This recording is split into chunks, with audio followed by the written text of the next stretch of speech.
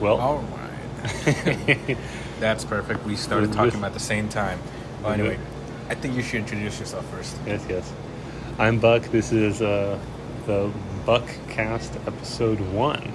And here we have Ned, resident, one of the competitive players, in my opinion, that I get to play with. So you've topped regionals before? Right? Yes, I've topped several Fort Worth regionals in the past. Don't know if any of you even know my name, so it doesn't really matter. And I've actually made it to day 2 of a YCS Fort. Like, was it Fort Worth or was it Arlington? I don't remember where exactly it was hosted. It was like a while back, a few years back. And I made it to day 2, but like I couldn't stay for day 2, so I had to like just drop out again.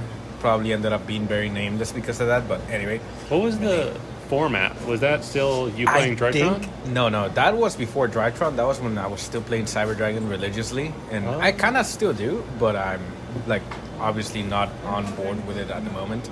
And like Buck just mentioned, I am now playing Drytron religiously. Yeah. I guess you're kind of just one of those people, right? That just you pick your deck and then you beat it like a dead horse. You play it as long as you possibly can. But I feel like you're pretty good at really teching out stuff. Mm-hmm. So I feel like that's probably a good approach for someone like you. Yeah, I generally like to like stick with one deck because going to multiple decks, I feel like I mean, I'm not saying it's terrible, but at least me, I get overwhelmed. I'm like, okay, I gotta think of the tech that I need to put into this deck and on that deck, and also it hurts your wallet very, very bad. Like if you're semi-competitive like I am, like you want to be competitive but you can't really go everywhere and do all the events, then wow, dude, it turns out that it just drains your wallet for no reason if you have like 20 decks. And I'd rather just stick with one because of that reason, mainly, and also to the side because no other decks really interest me, especially this format. Mm-hmm. They're all kind of like, I'm going to turbo out 20 monsters during your turn. Yeah.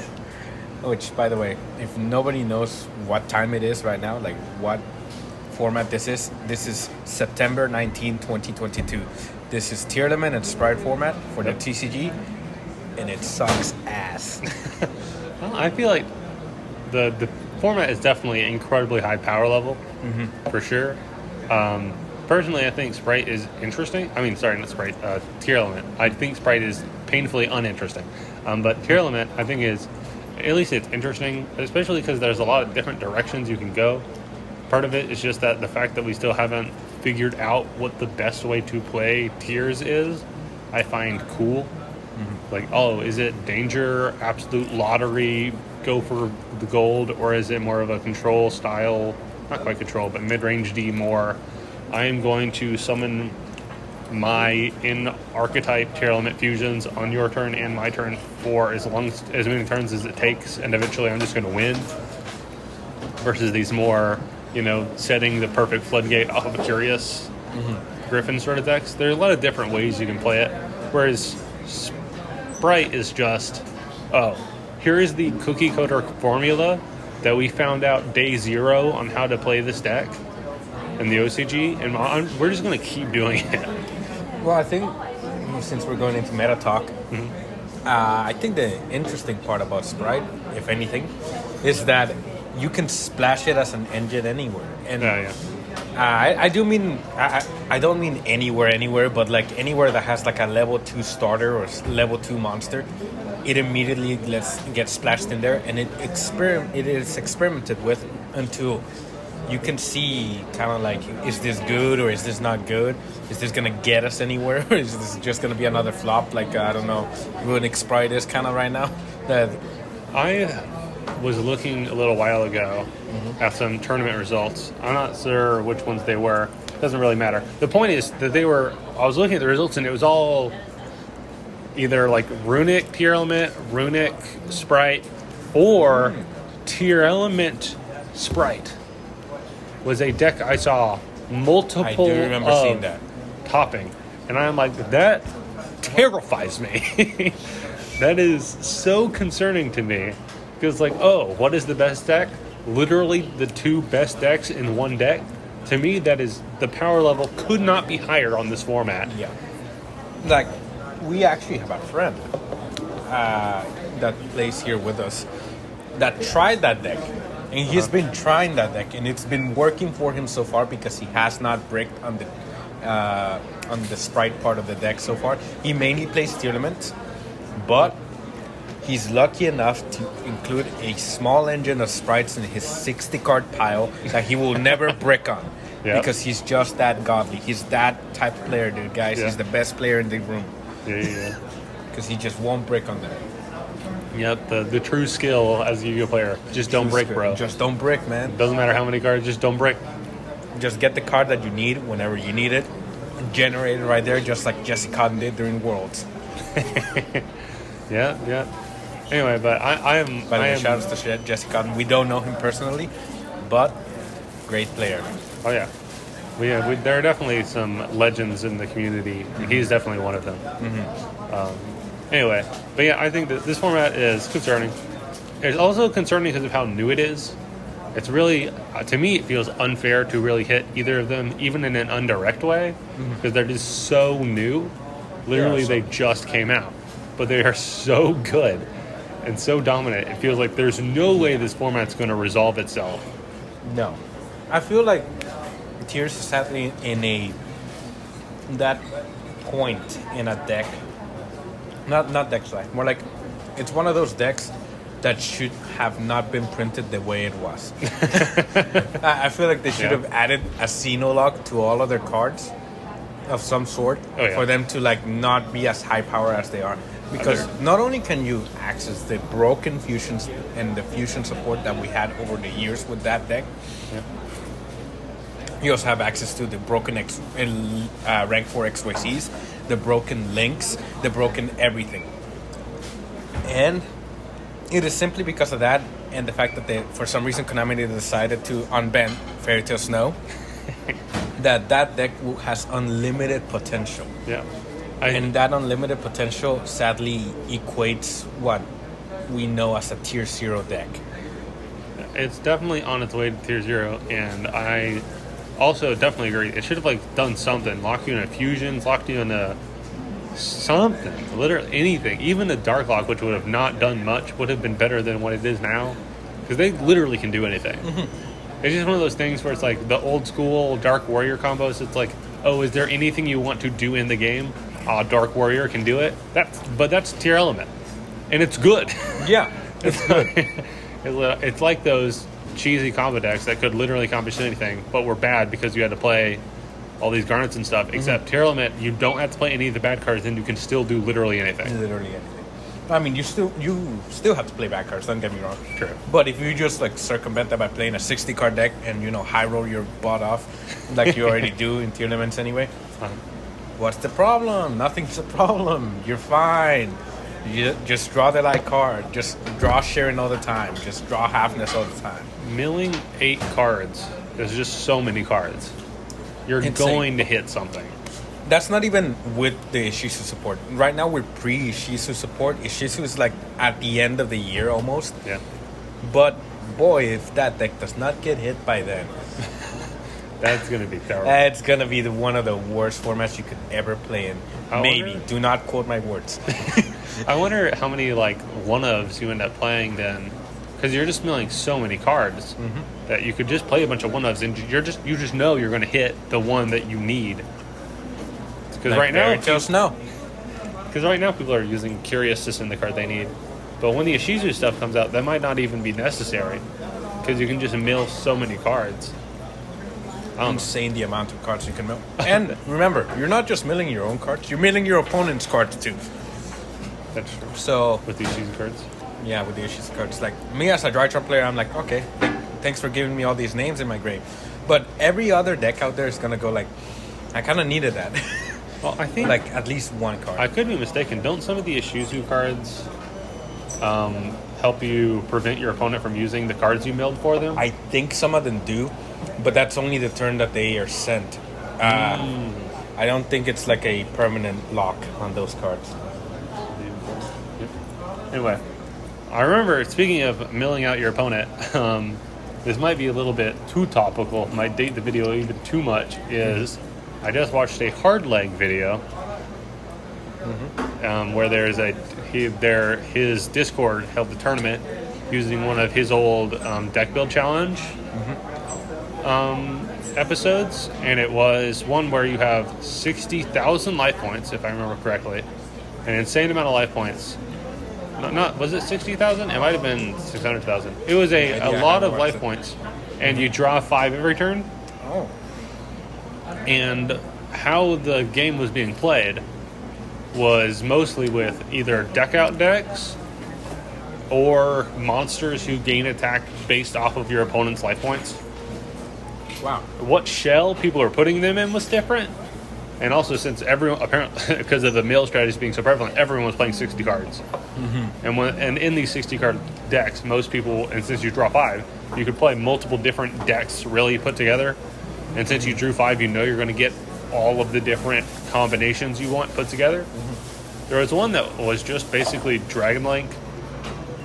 It was Dragon Link, Chaos, and like something else. And the whole point was just to send that one zombie monster that gains attack equal to half of your opponent's life points, and then bring it back. But since it's also just was Dragon Link, you could put up enough of a control board and some enough big beaters that had good effects that you could stay alive until you were able to get to your dude that let you deal half of the life points.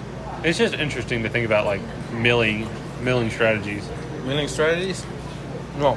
You say interesting until you realize that you're getting milled off. And then you realize that it's basically just an FTK. Yeah, well, here's one thing. This is actually It's a funny FTK, but, like, it's still an FTK nonetheless. And FTKs, I'm sorry, people, they suck. This is perfect because it's related to what I talked about in episode 0, which is I was talking about the empty jar FTK and stuff, and I was talking about how other people are the reason why, in theory, why so many of the empty jar cards haven't been pulled off is because Konami is rightly afraid of FTKs. But I am of the opinion that, first of all, mill, and especially empty jar, which is letting your opponent draw their whole deck mill, is just inherently so bad because you're letting your opponent see all of their cards. And also, it's just kind of funny if it even works. It's one of the most interesting ways to FTK. Because, like, FTK obviously is bad when they are prevalent, right? No one wants to regularly come across FTKs. That's very bad for the game. But every now and again, when a guy could realistically play at locals and FTK, it's kind of funny, especially if it's a funny FTK, like a deck your opponent out or an Exodia FTK. Those sorts of things are more, I don't know.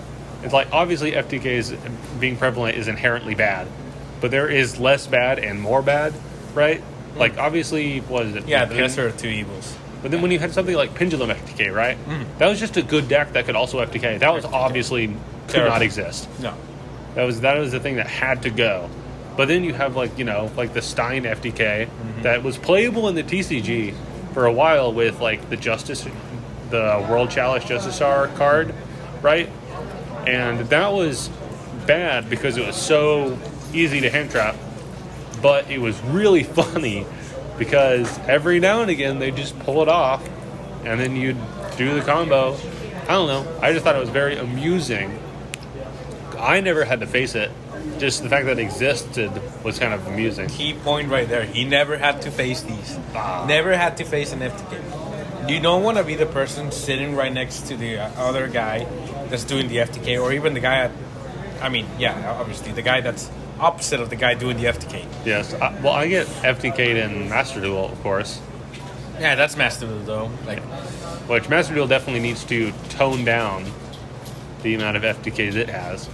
It's definitely too many at the moment. I'm just going to say this.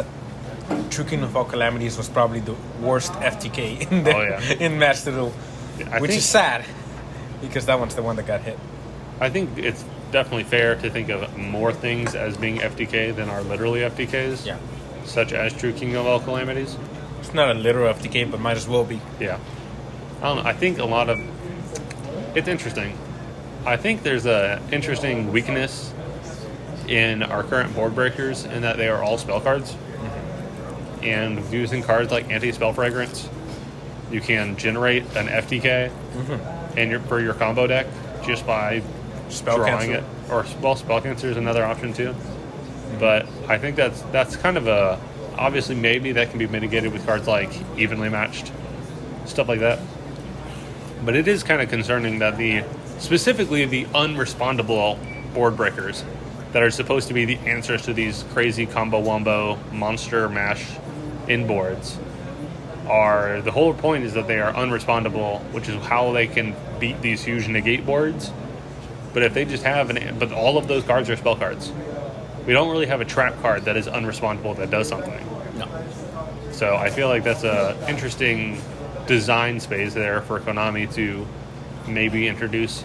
I think that counter traps being activatable from the hand should be more of a thing. For instance, I'm not talking about negate your opponent's whole board counter. That seems kind of ridiculous, but maybe if it just does something, because the ability to just end a chain like that with a counter trap is such an advantage that is just inherent to counter traps that never, I feel like, is underexplored. Yeah. Going second, especially maybe not as hard pressed as Red Reboot is, Red because Reboot's honestly, it's a little over the top, not being Yeah. able to activate any more traps for the rest of the turn. But I also believe that it was a little bit over the top, making it the only way that you can counter a counter trap if you're going second. Yeah. Because a lot of the time, you just have these Mystic Mind players that just activate Mine, activate Barrier, set 3 Solemn Judgment Pass. Sometimes you're a god and you draw the combo, man. You draw the combo. But that's like the kind of unhealthy playstyle that I'm thinking of. It's not good for the game. It's just annoying. And then beyond anything else, it's boring. It's just boring to sit for 15, 10 minutes, even 5 minutes, just going pass, pass, pass. Well, pass. when Mystic Mine FTK, or not FTK, No, when Mystic might as well be Mine, one. when Mystic Mine Burn first became a strategy, It was fun. I thought it was hilarious. Yeah, it was fun. I was happy it existed. I think part of the reason why I was happy it existed is it's just when it first was a thing, it was just kind of a New thing. Are you playing the out? Yeah. It wasn't a real threat if you respected it at all. Now, obviously, more modern versions found ways to beat people even if they're prepared. But when it first came out, it was just one of those things. It's like you just have to play one of the million cards that just auto win you the matchup. And if you don't, it's kind of funny you got punished for it. Whereas nowadays it's a little different. But I think those sorts of really cheesy strategies that are easy to counter are fine. I think the problem is that it's just that they've been meshed with actually powerful things, like Runic Mystic Mine, where it's like, oh, this is actually just maybe an okay strategy that also can just win if they don't have an out.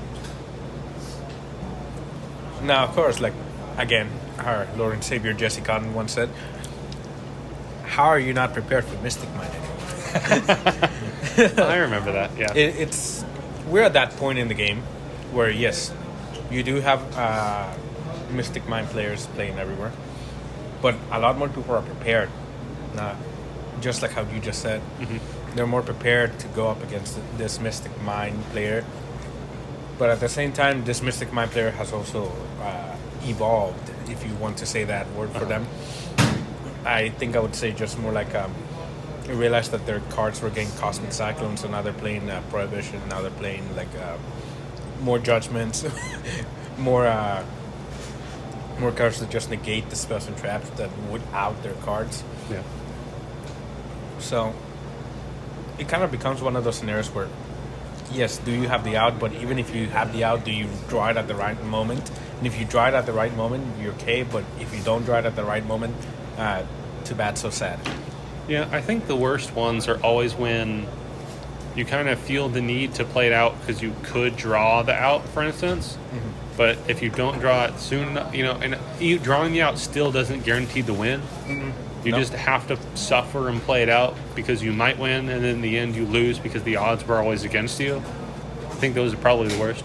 Anyway, we bashed the current format enough. Let's talk Oh, about. come on. I still wanted to talk about how Mystic Mine literally influenced my deck building. Oh, okay, sure, go ahead. So, this is actually just a small little snippet. Yeah. Just want to mention it. But Mystic Mine, because I had to respect that card, I had to play 3 Cosmic Cyclone because I have no other card that's semi-good in my deck to play in the main deck, and that doesn't just fall to me like hitting a Solic and then they get a bunch of advantage with like Twin Twisters or something like that. I had to run Cosmic Cyclone because specifically that's the best card that hits both all the other decks like Tier Elements and also Mystic Mine. Yeah. Because you just banish the card and it's gone. That's it. They don't get an advantage. But yes, that was my small little bit. You can go ahead. I hate Mystic Mine. I want to talk about. I talked about in my episode 0. I like to continue referencing it for no good reason. Anyway, but I talked about kind of the format that I started, quote unquote, competitive playing, and kind of my memories of the formats that I liked the best. It was Toss, right? Yeah. I wonder what format was it that you started? I started a long time ago. Oh boy. Oh, when I was a wee little boy. Yeah. Back in like 2011, I think I started doing X-Saber format. Oh. was a long Dark Soul time was ago. being looped 20 times per turn during the end phase. I had no idea that it could be looped 20 times per turn during the end phase. I was playing still like my Dark Magician deck with like, and then I was like, no, you know what? I like machines, so I'm gonna switch to Ancient Gear and Cyber Dragon. And yeah, that's how I started. But anyway, move on towards what you were saying. That's what I want to know. This is what I want to. This is the. This is the info I want to know about. What the formats you played through? Because I started in Toss, but then I kind of I can't remember what happened. Once Salad stopped being good, I was no longer as involved with the format, and now I feel like I'm kind of Heat Soul, dude. Just drop 2. right now. Yeah, Salad's Drop so more hand good. traps. But and then now I'm kind of like a little bit more. There were a couple. I kind of jump in for certain moments, but I don't. Obviously, I have bias because it was my first competitive format. I can't think of a format that was as good as Toss since. But I wonder before Toss, what was like? Because again, you've been playing longer than me. What of the formats you can remember playing? What was your favorite format? I wasn't around for Edison, which made me cry so much that I wasn't around for Edison. Yeah. It was just like a 2-week format, but still, had I known anything about the game, I would have definitely played Edison to death. Yeah. But honestly speaking, I think my favorite format was Hat format. Oh, you were actually playing during Hat? I played during Hat. Cool. I was the kid that was making what's it called? The hat boards where the ultimate combo was normal summon fire hand. That is quite the combo back then. Absolutely destroying boards with that. And since people, I think most of the kids that I used to play against during that time were casuals. Yeah. They had no idea what fire and ice hand did. And so when they read them, they were like, this card's broken! What? And then I had to explain them that I missed the timing like 6 times. Oh. Yeah. But anyway, yeah, I like that format because it kind of reminded me a bit of like Goats. Like I've been playing Goats recently, and Goats are very like skill intensive in a sense. Yeah. They're very resource intensive, and you have to like mind when you use what and how you use it. And does your opponent still have their BLS, or do I have my BLS? How deep am I into this deck? When should I expect this card to come to me? And should I use this Moth right now to get some advantage, or should I not? It was a lot like that. Yeah. Should I use my Fire Hand right now to get rid of his board, or is he just going to immediately pop it with some card like Bottomless and not let me trigger it at all? From what I understand about Hat format, the Fire and Ice hand, just getting through them was a very big part of the game. Oh, yes, It was about how long do I save my Fire hand for, or is it worth using a fire hand to out this when then I'm only going to have 2 fire hands left in the deck. That was like a real consideration. Sometimes you had to start with Ice Hand because your opponent had a lot of back row that was very dangerous. And if you started with Ice Hand, because I was one of the crazies that played 3 and 3, like 3 fire, 3 ice. I know, sacrilegious. Don't flare me for that. I was a kid. Didn't later in the format that kind of become more standard? It became more standard, but there were a lot of hard-headed people that were like, I'm sorry, I didn't call you hard-headed. A lot of very well intelligent and high society people that thought that 2 were perfect because you generally didn't pop as much back row as you did monsters, or wasn't as good to do it. But honestly, I think people like towards the end of hat format started forgetting that you could just normal summon an Ice Hand and start popping the back row. So they would just set up a bunch of back row, and then you would just eat them alive. You would just go like, okay, attack, explode, destroy back row, destroy front row as well if they had a monster. But a lot of the time it was determined by, do you go first or do you go second? Even up to this day, it still is. But back then, it was even more because if you set up your ice or fire hand first, and your opponent didn't have a nobleman or crossout, like didn't just completely telegraph you playing hat, then you were fine. They had to somehow run into your card, and if they didn't run into your card, okay, flip summon, start attacking. I've especially, I think it was the history of Yu-Gi-Oh episode on hat recently. I don't remember. I remember watching some hat format stuff and thinking that the format looked really cool. It looked very much like something I would be interested in. But I don't know. It is. I can see why hat is so fondly remembered. Definitely fondly remembered. But I also think it's interesting. Some formats that people think of as being terrible, I look at and think are very interesting, like Dragon Ruler format. I think the idea that's a controversial one. Go ahead. I think the idea that you're playing one of the most high power formats that have ever existed is actually kind of appealing.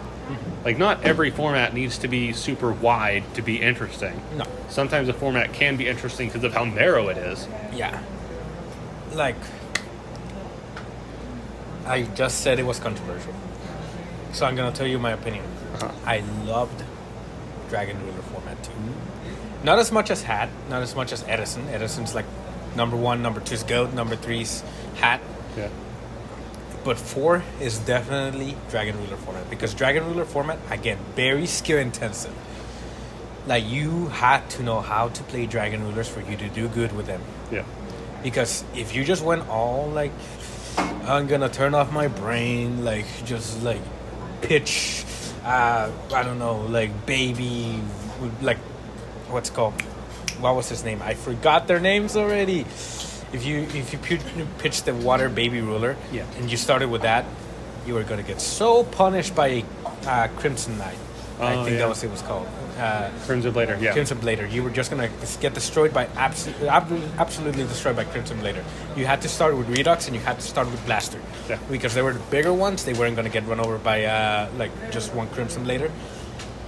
And you also had to mind your resources again. You had to keep a good count of how many dragons you had in your deck and in your graveyard.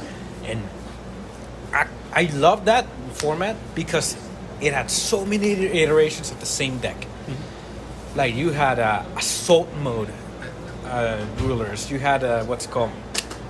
Dragoon Eater rulers. You had, which were really good. And you had just pure dragon rulers when it first came out and hadn't gotten hit yet, which were also very skill intensive.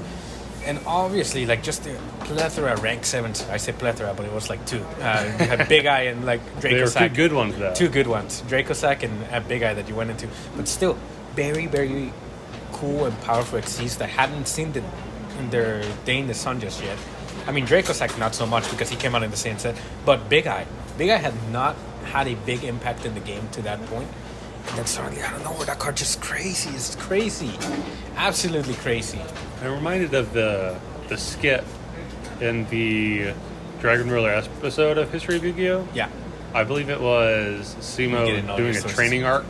Yeah. And in the training arc, he said, if my opponent has Blaster and Big Eye, then make Big Eye, take Blaster, attack for game. And it's like, there's all of these very specific interactions that you really should know how to do if you want to be any good at Dragon Lore format. A lot of these really high school formats, especially when we think about like the history of Yu-Gi-Oh! Kind of as a piece of content. Yeah. Some formats are a lot easier to show off than others. Yeah.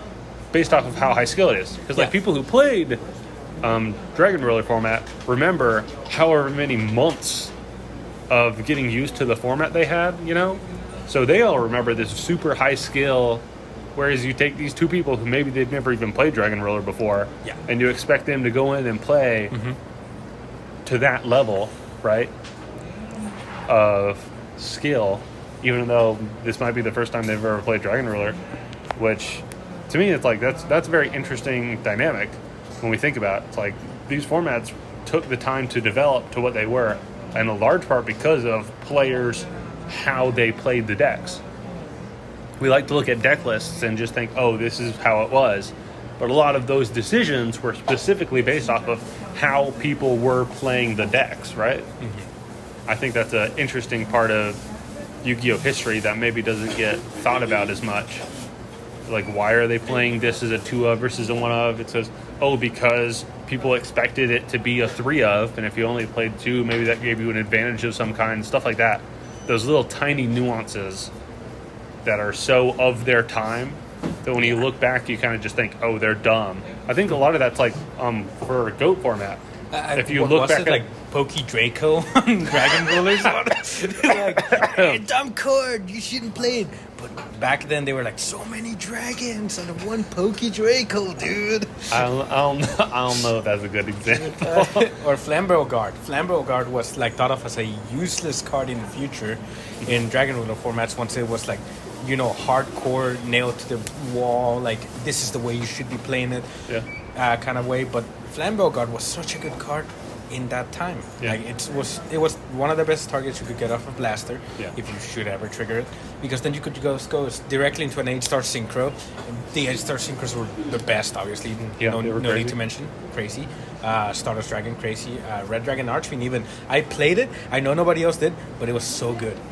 Whenever my opponent went like, I'm just gonna sit in the fence, it's like, not anymore, kid.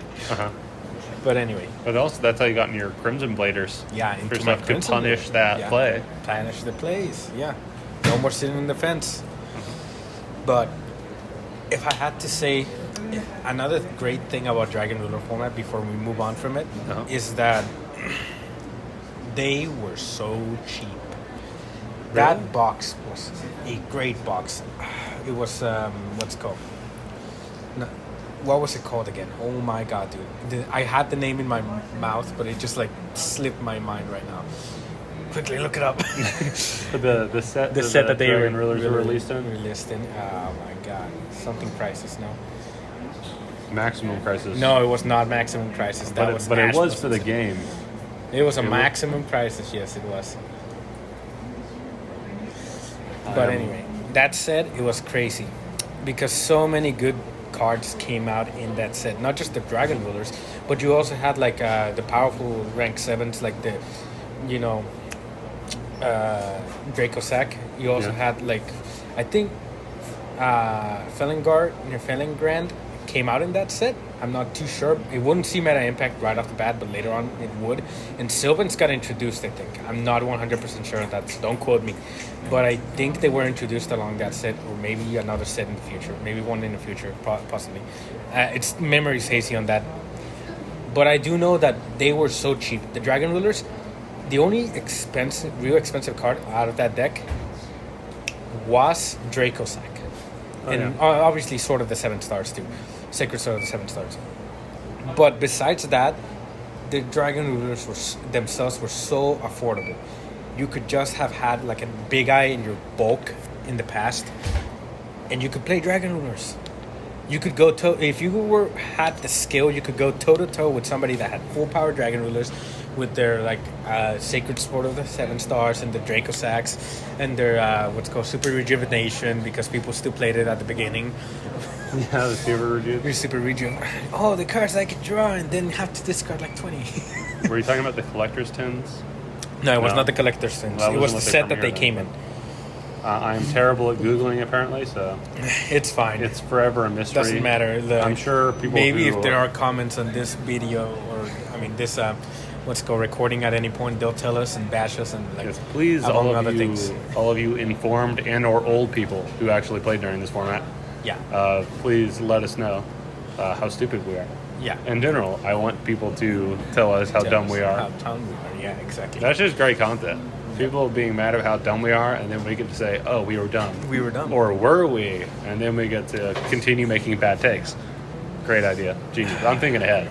Thinking ahead, dude. Ahead of the game. But anyway, yeah, I remember this format very fondly. It was great. I remember pitching Blaster to the Pop, what's it called, Big Eye in the past many times, and even a Crimson Blader when they missed lethal or they missed being able to like lock me out. Yeah. It was great. I have fond memories of the format. And the format that came after it, Duelist Alliance, was just as great. I feel like the only reason why I didn't like it so much was because Winda is a card. That card has always been annoying. I feel like, I'm just going to say this right now, guys. I hate Floodgates. Floodgates are probably the most annoying card I've ever had to deal with and even play at times because you had to play Vanity's Ruler sometimes in Drytron and to win. Yeah. Otherwise, you were just murked, absolutely destroyed by the competition. But I hate having to like see that. I hate Floodgates. I just despise them. I think they're a terrible flaw in the game. I feel like there should have been a different way to deal with combo than just Floodgates, like a Nibiru, like a Dark Ruler no more. That's Yeah, board much better breakers. than a Floodgate. Board Breaker would be so much better. I would rather see like 20 Board Breakers in the game than the 20 Floodgates I'm seeing right now. They're just excruciatingly painful to go through. But besides that, let's move on. But speaking of floodgates, now it's time for me to segue into. I want to talk a little bit about ice barriers. I thought we were gonna start talking about like more formats. Look on. This will be quick. Okay.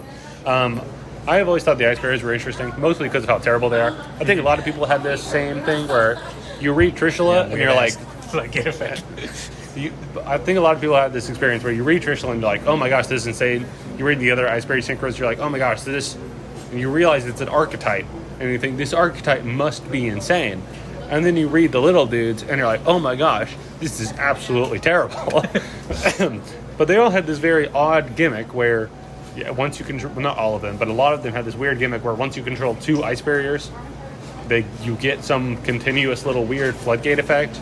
Usually it'd like protect them from battle maybe, or it'd restrict your opponent from doing some oddly specific thing. Maybe restrict them. Maybe restrict them. And they all had like shitty stats, so they would immediately die to any Cyber Dragon or any like Anything with any stats at all. Any They'd have stats like at all. 1600 max defense or something.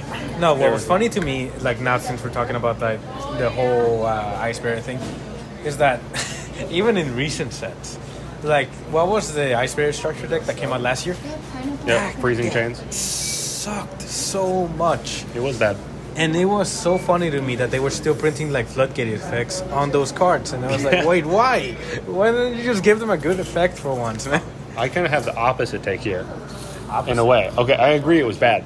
It was bad because it wasn't very good, first of all.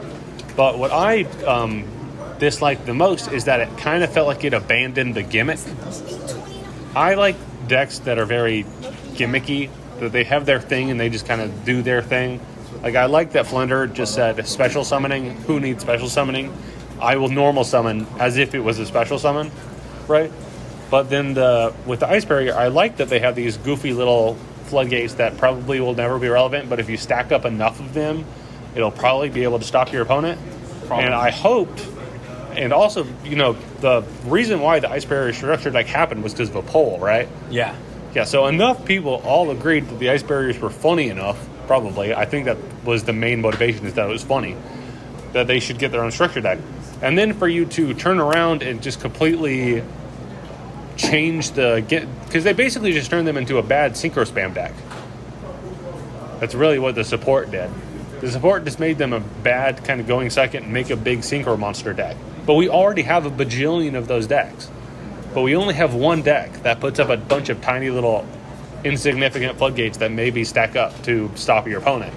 So I really wish they'd pushed that angle more and found a way to make it easier to accumulate these small floodgates.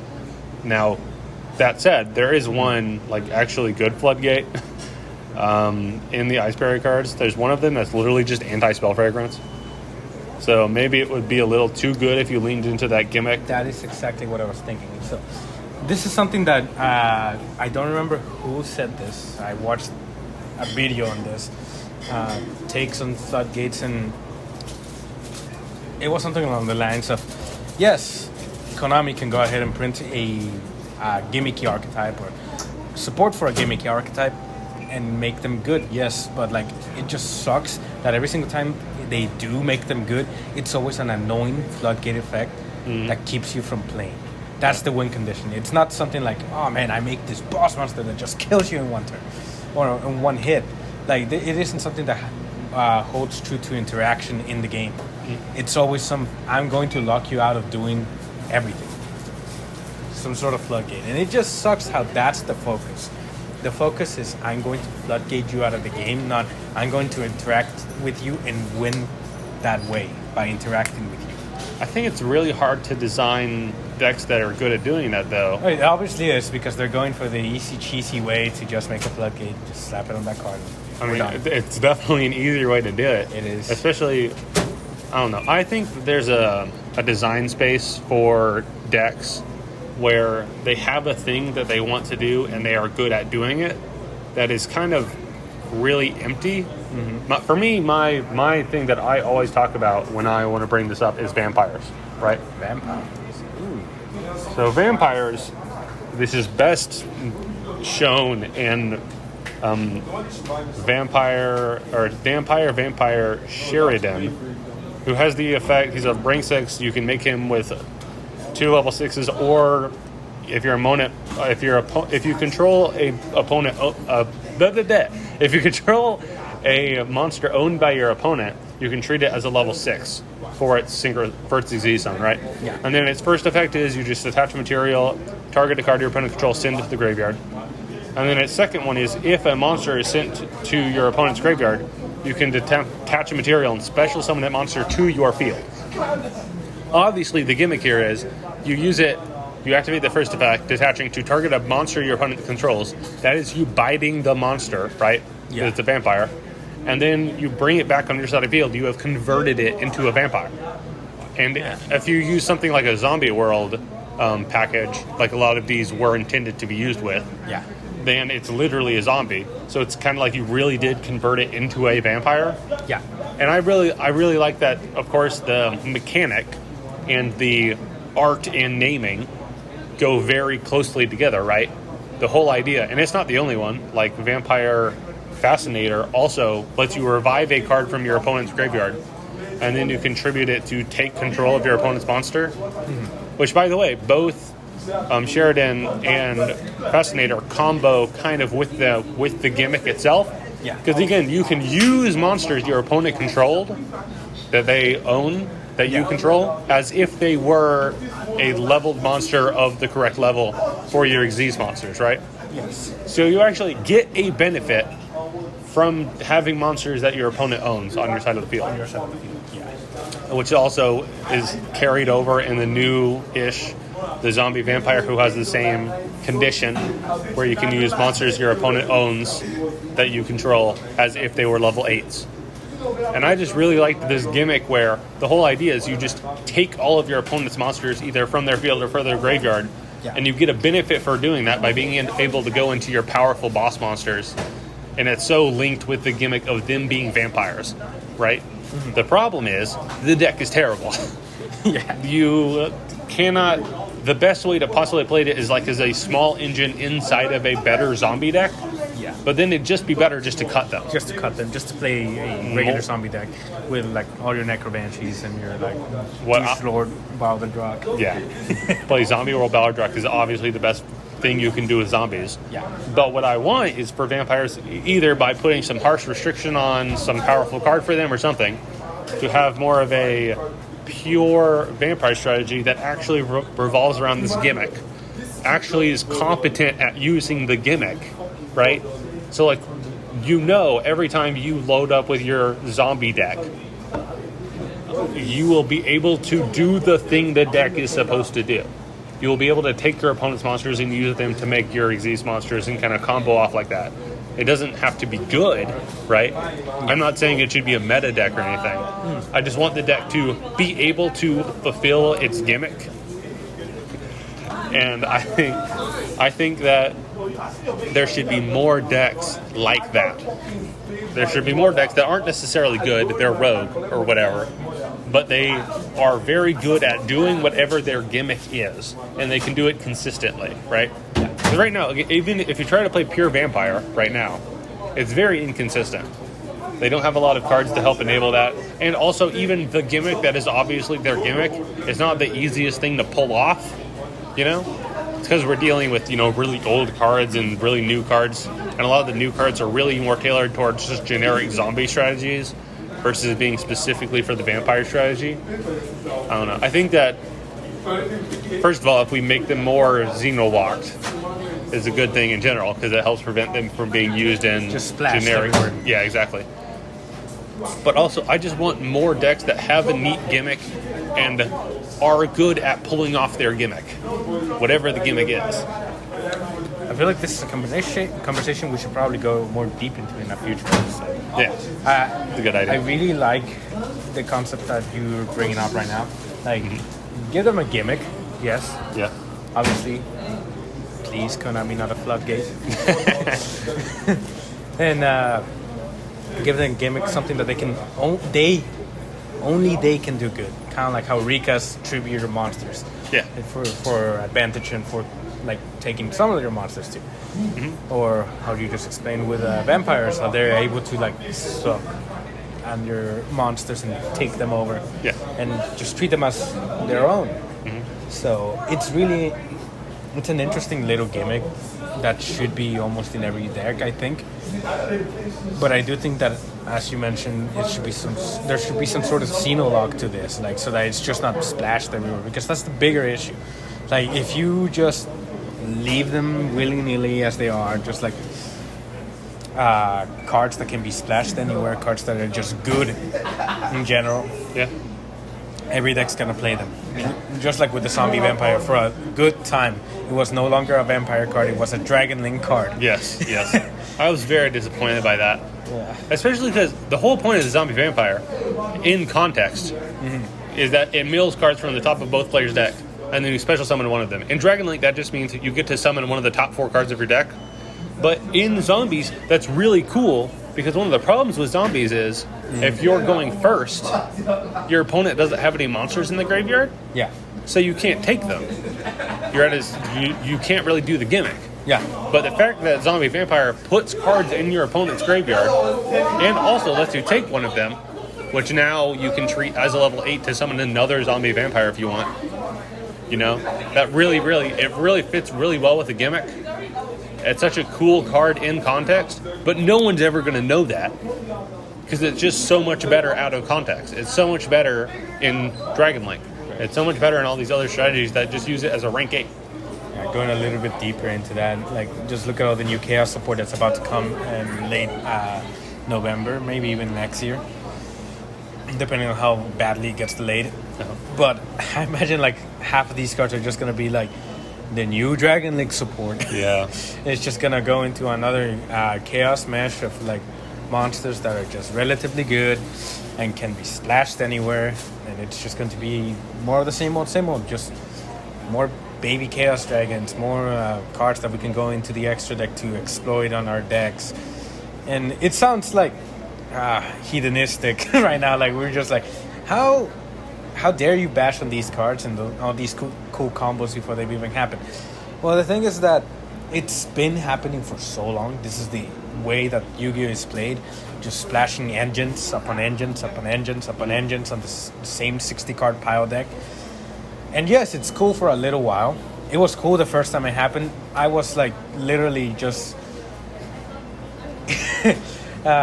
how should I put it? I was so excited at the first 60 card deck back in like 2016, 2015. Yeah. When Grasslix Skinner came out and people were playing it with Skull Servant and Shaddolls. That was cool. I'm not going to lie. When I saw that, that was so cool. I was like, I can't believe 60 card decks are playable. Yeah. But it got so boring so fast. Because, yes, it might not be the same monotonous routine every single time you mill 20. But at the end of the day, it's just so boring seeing how this engine that was meant to be in this like specific deck, like that was designed by Konami to be in a specific deck, it's just being splashed in this deck. And now it's just like another part of the mob. Yeah. I hate it when certain engines just become playable in like everything. Yeah. I don't mind if an engine solves a very specific problem, right? I think of Brilliant Fusion. When Brilliant Fusion first came out, of course, it immediately started getting splashed and stuff. But it was really only being splashed in very specific decks, like Monarch and a couple other things, because it only really solved a very specific problem. Yeah. Where if you need being able to multiple, you need more normal summons, and you're willing to play the Garnet for it, because back then that really felt like more of a real cost. Yeah. I thought that was cool. I think that more engines should be like that, where they only solve a very specific problem, but you don't win the game off of them. I think of Adventure right now. Adventure is you just win the game sometimes just with the Adventure cards. It's way too good even by itself. Sorry.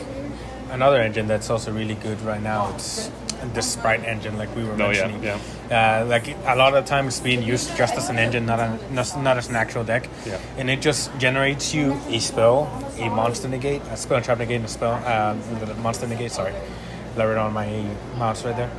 And as well as a way to access your red resonator to win in time. And also, on top of that, just like the smashers. If your opponent does have some way to, like, I don't know, Dark Rune or no more your board, they don't win instantly because now you just have your smashers, read your engine, you're fine, everything's good.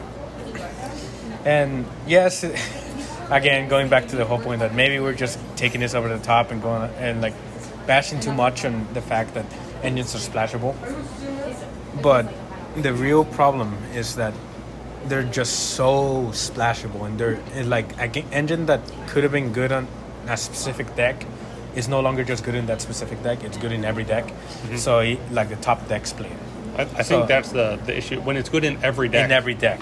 That's just the real problem. That's the problem, yeah.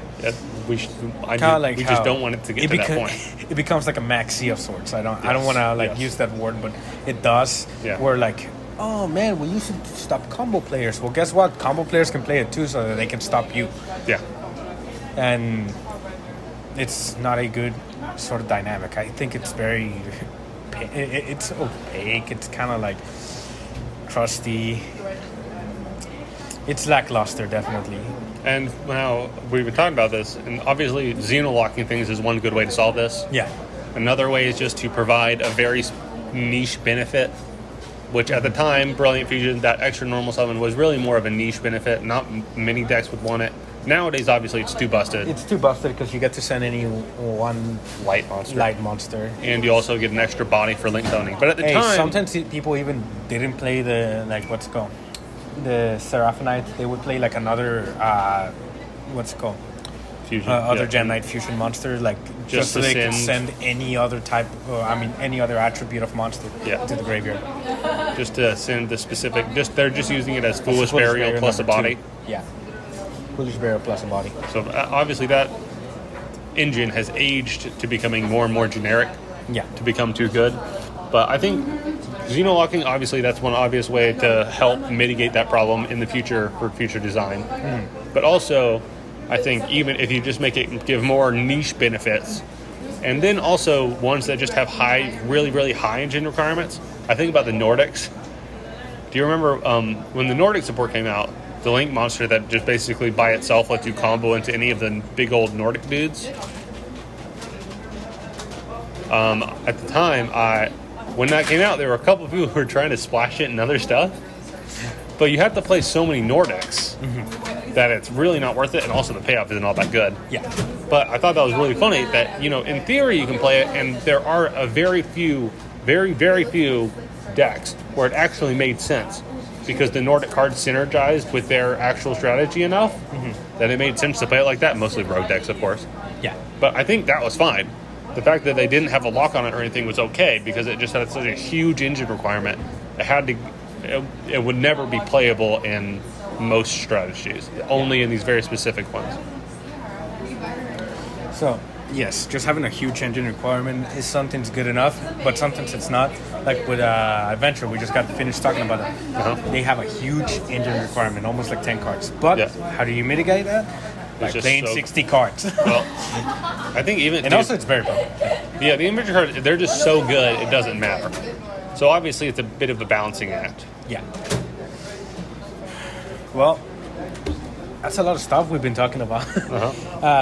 Some of it was meta relevant, like about all these cards that are just broken and easily splashable. Some other things about like past metas or past formats. But I gotta say that I am very like happy that we get to discuss all this stuff. Like usually I have all this stuff bottling up in my mind. Yeah. Just thinking about it on my own. But getting a second opinion on how things may be is definitely good.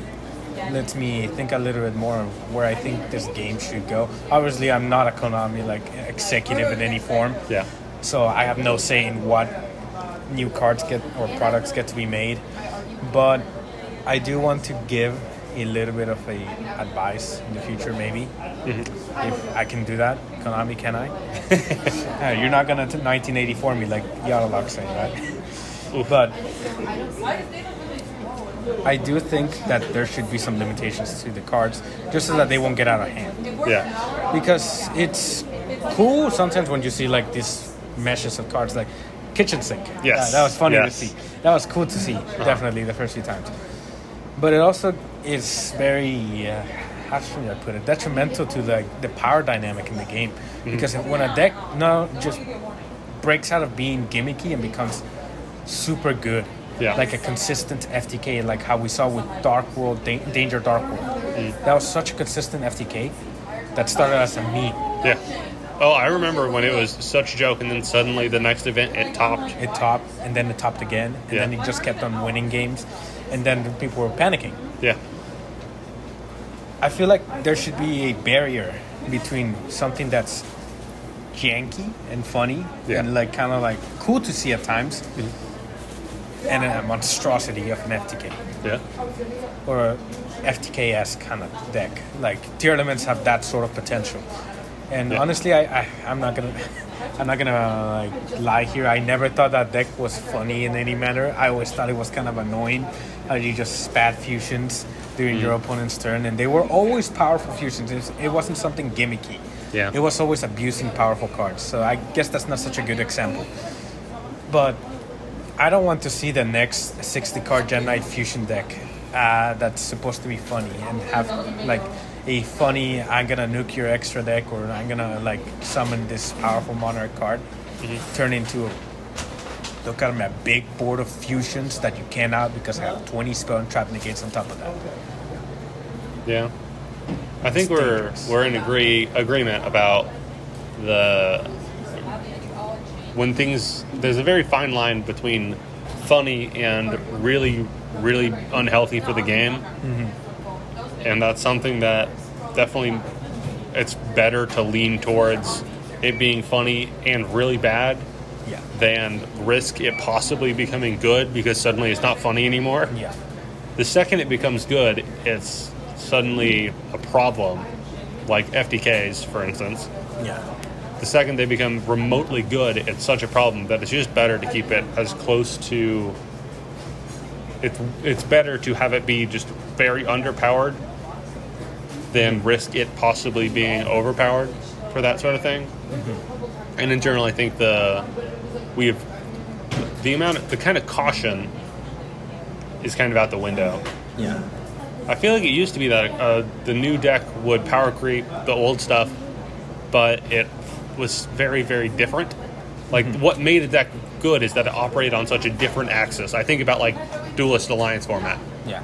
Duelist Alliance format, what made all of those decks so good was that they operated just on a completely different axis than the metagame up to that point.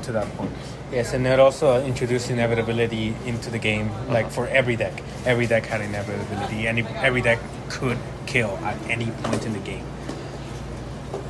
But alas, that is very much like the crux of the argument here, of the debate, and it's that how far can you push this new mechanic or this new like overpowered way to go about the game before it becomes way too busted? Yeah. How many more spiral double helixes can you print for the deck before they're way too good? Yeah. It's just one card away sometimes. Yeah. For sure. But anyway, it was very nice talking to you about this. Mm-hmm. I had a fun time. Of course. This is Ned signing out. It was good to have you. It was good to have you. And I'm sure you'll come on again. Definitely. So it's been a good chat, and let's have another one next time. Okay. Well, goodbye. Goodbye.